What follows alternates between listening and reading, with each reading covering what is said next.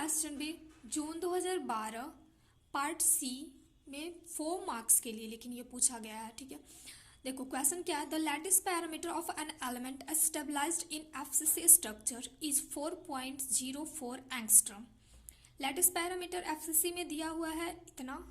The atomic radius of the element is, बहुत ही easy question है ये, 12th लेवल का है।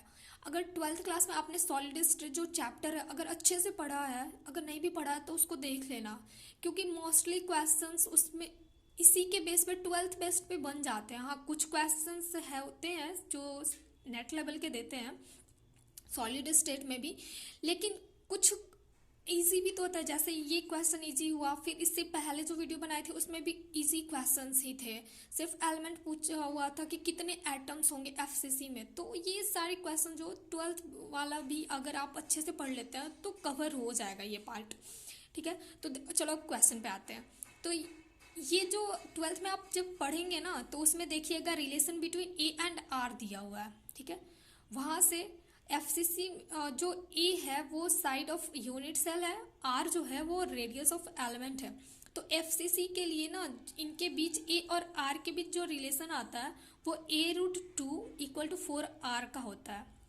ठीक है, अब देखो ये कहाँ गया, लैटिस पैरामीटर तो दिया हुआ है। लैटिस पैरामीटर की जो लैटिस बना हुआ यूनिट सेल उसका पैरामीटर, उसके लिए ए जनरली यूज़ करते हैं, ए से ही डिनोट करते हैं। तो ए का वैल्यू इतना दिया हुआ है 4.04।